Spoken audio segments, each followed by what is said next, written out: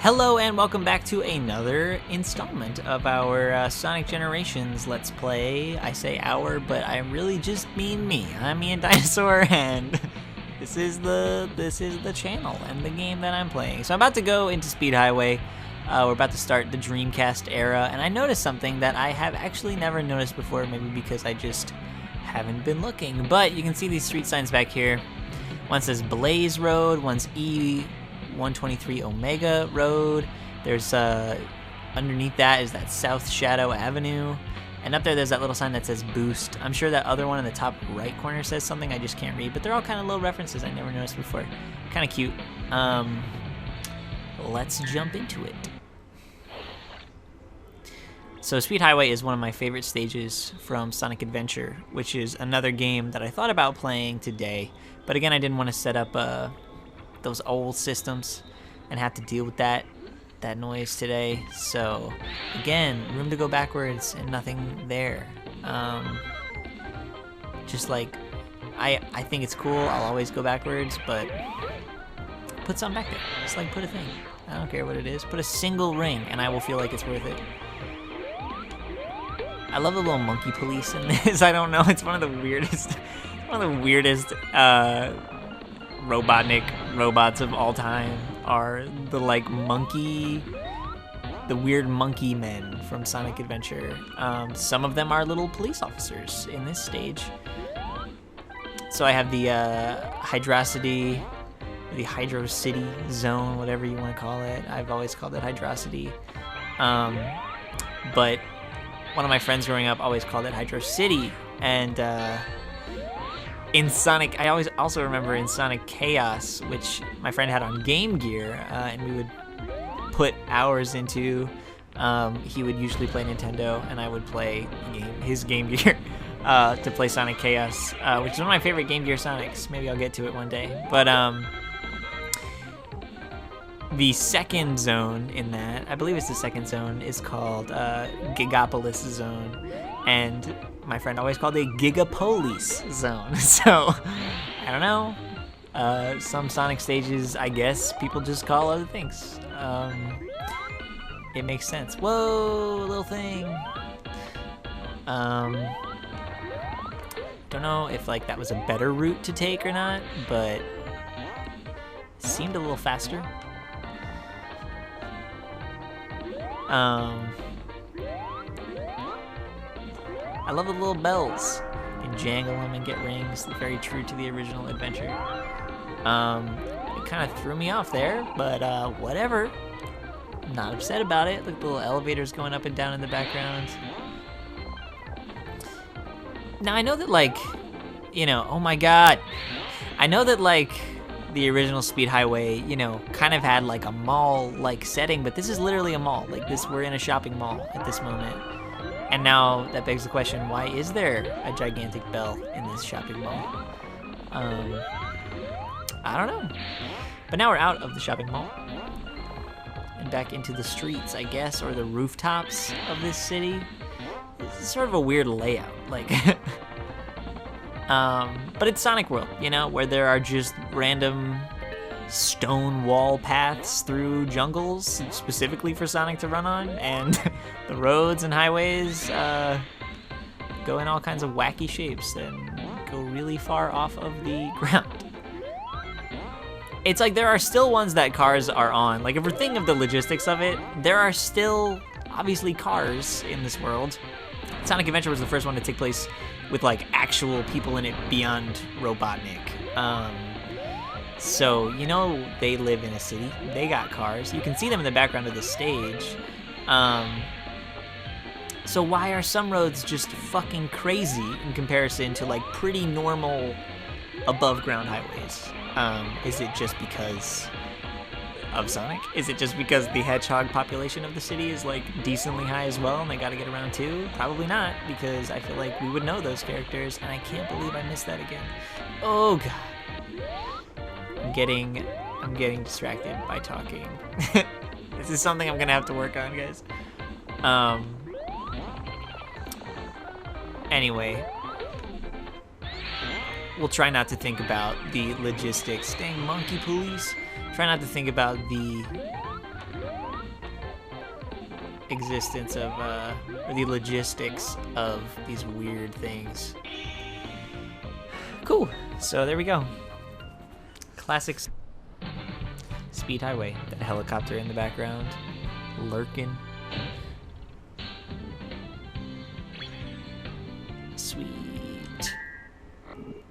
And now let's jump into the modern Sonic Speed Highway, which is another one of my favorite music and game and level pairings. Because I put It Doesn't Matter in the music, I'm pretty sure.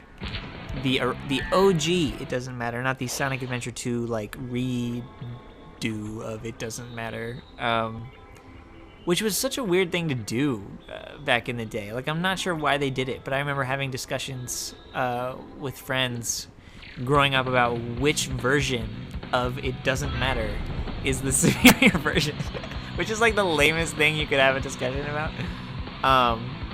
But this was the OG one. And I prefer Sonic Adventure 1 to Sonic Adventure 2. So that probably also plays a big part in it, but there you go. I will get into why I prefer that one day. Maybe when I play it. Woo! There's your saw blade sticking out of the ceiling. That's cool. Don't worry about it.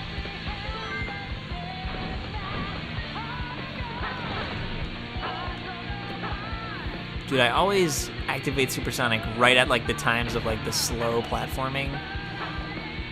Is there a reason for that? The slow platforming just like comes in about the time in the level that you would get 50 rings. I am fucking up and I need to just slow down, which is not something you really want to say to yourself in a Sonic game. There we go. Woo! Just in time to lose Supersonic. Yeah. I always thought the doing tricks thing was kind of weird. Like, you're jangling around the one stick, and then you're hitting the bumper to finish your tricks. Like, it's cool. I guess it's a more developed version of like the Sonic Unleashed quick time events, or like the Sonic Colors just mashing A or 2 until you get the good, great, awesome, outstanding, amazing. Like, that was weird. I like it, but it's like it doesn't feel like a challenge. It's like a weird thing to include in the game, is just hit one button a lot. That was dope. I don't know if I've ever taken that shortcut before. And then I went right into a wall. And I won't give in, won't compromise. One of my friends had the Sonic Adventure 2 soundtrack growing up. So we would listen to that and talk about how this was the better version of It Doesn't Matter. No, he thought that Sonic Adventure 2's It Doesn't Matter was better. Just taking the same lyrics, the same song basically, and just redoing the entire instrumentation is a weird thing to do, but they did it. Speaking of the Sonic Adventure 2 soundtrack, the next level is from Sonic Adventure 2. And I've chosen music for those stages that are only music from Sonic Adventure 2 because it did have a spectacular soundtrack. I don't know if it's better than Sonic Adventure 1 soundtrack. I would say they're close, but honestly, Sonic Adventure 2 soundtrack might be better. I mean, there's diversity in there. There's like, they just really did it well. The audio mixing, terrible, absolutely bullshit in that game. How absolutely atrocious the audio mixing was. But the soundtrack was great. Now the remix for this classic stage, actually, I've put on Metal Harbor music, but the remix for this actual stage, the classic Sonic one, is one of the best, redone songs in the entire game. Since I'm switching the music, I switched it out. I was gonna say something interesting. You might find this interesting. You might not. You might think I'm like the biggest loser of all time. But speaking of the Sonic Adventure 2 soundtrack, many people remember and cite the Knuckles raps as some of the best or some of the worst Sonic music that's ever existed. A lot of people love them. I actually know the guy who was Knuckles in those raps. He wrote and recorded those raps, and I have actually made music with him. He's a really sweet guy. His name's Hunted P, which stands for 100%. We just met up on Facebook. He's from the Bronx. Met up on Facebook. He was very nice, very friendly dude. Hit him up about doing a song for my album, and he was all about it. Super fun to work with. Got back to me really quickly, which is something that like a lot of MCs just really struggle with, and it gets really annoying for me to like try and do a song with somebody that never gets back to you. It's just like, why did you say yes if you're not gonna hit me back up, bro? But 100P was right on top of that. But then 100P, oh my god, I got hit by a truck. But then 100P went to jail for a short period of time. In which case our song was on hiatus. I just had to finish my part, but I just didn't know exactly what I was doing. Got the skateboard. I love this part. But that song has been finished and has been put out. If you can find it, great. I don't know if I'm gonna link it below. And Hunted got out of jail. That was a while ago. That he didn't do anything like crazy. I think he had like a weapon. Oh, I think it was for like an unregistered gun or something. I don't know why I'm getting into this much detail about Hunted. Hopefully he doesn't find this. If you do, hey Hunted P, what's up? He's a cool guy.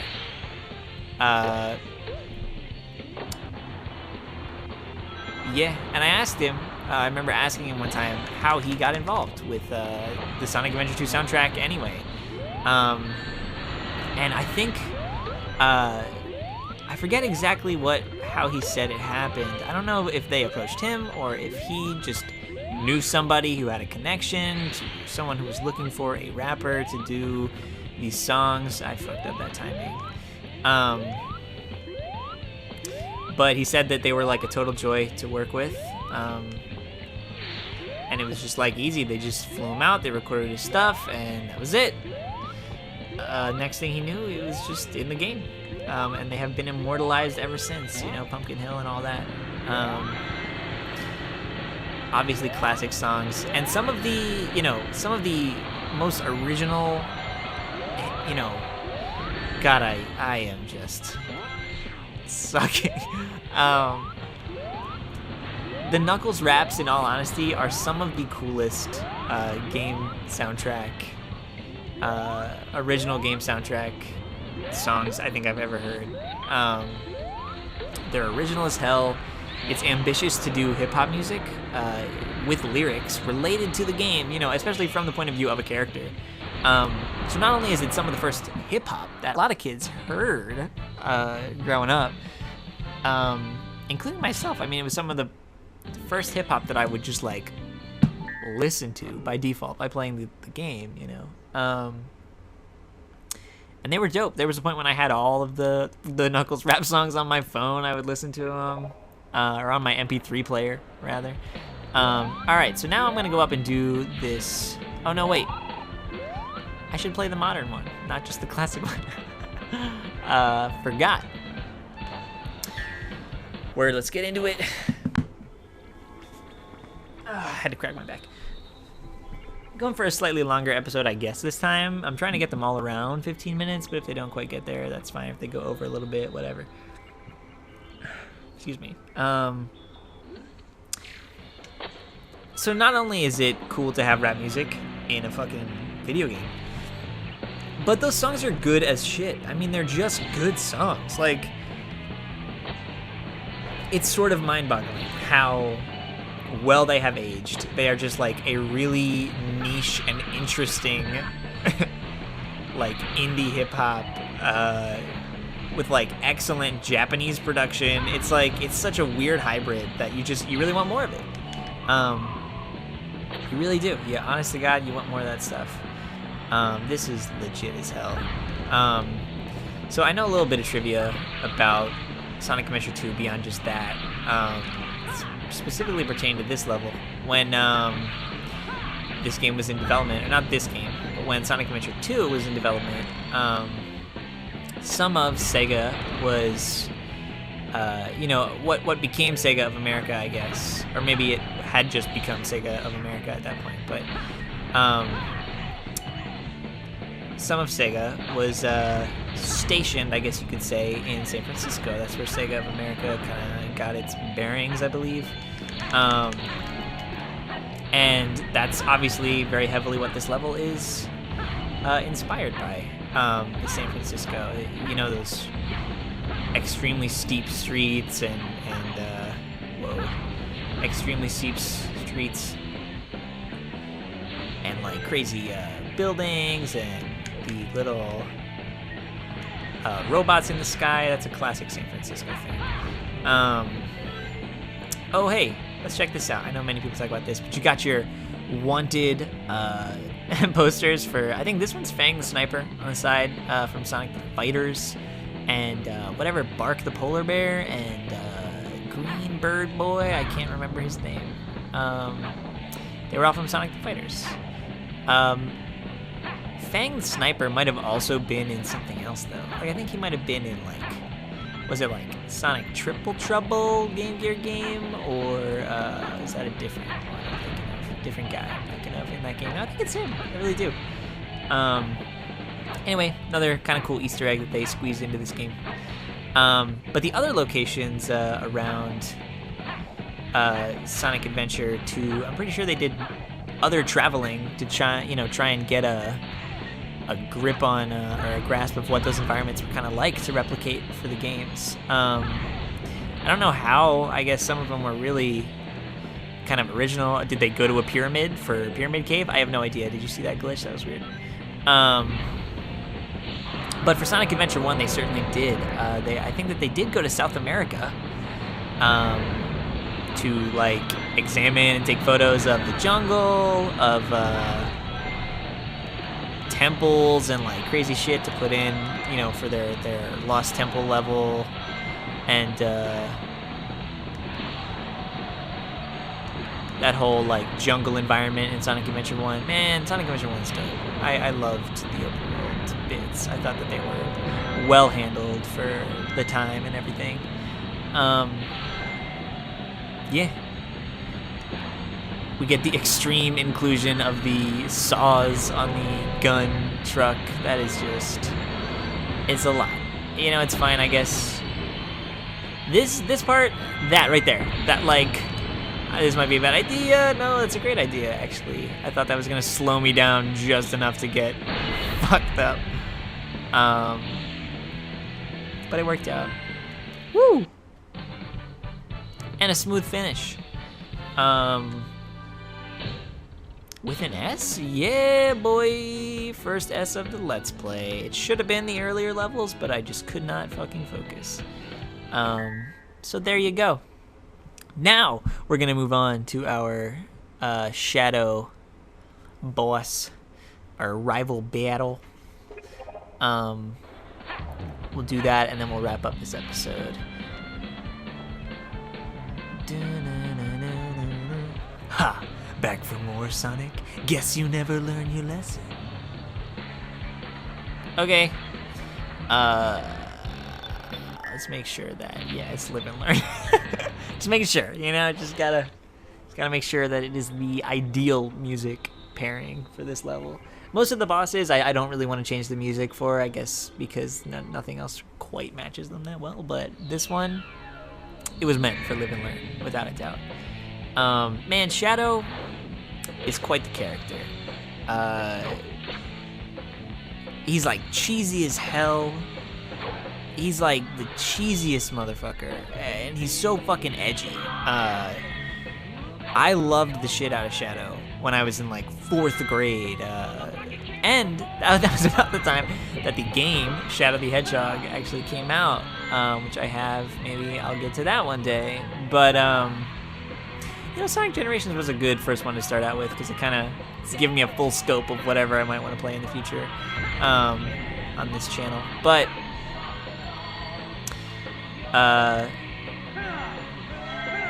this was a weird thing. How did I get that? This was just so well done, though, this rival battle. I was gonna say some shit about Shadow. Shadow the Hedgehog came out when I was in like 4th grade or whatever, and I wanted the shit out of it. I really goddamn did. I just thought it was cool as hell. I had played, you know, like classic Sonic games or whatever. I didn't have any of them. Didn't own any console games, but I wanted a PlayStation 2 and a copy of Shadow the Hedgehog because I thought it would be cool as shit. Little did I know it was like some hot trash, but it wasn't like incohesive. It was like okay. It was just like a bad game. That was what it needed to be. It was bad, you know. Yeah, fuck you. Woo. Damn.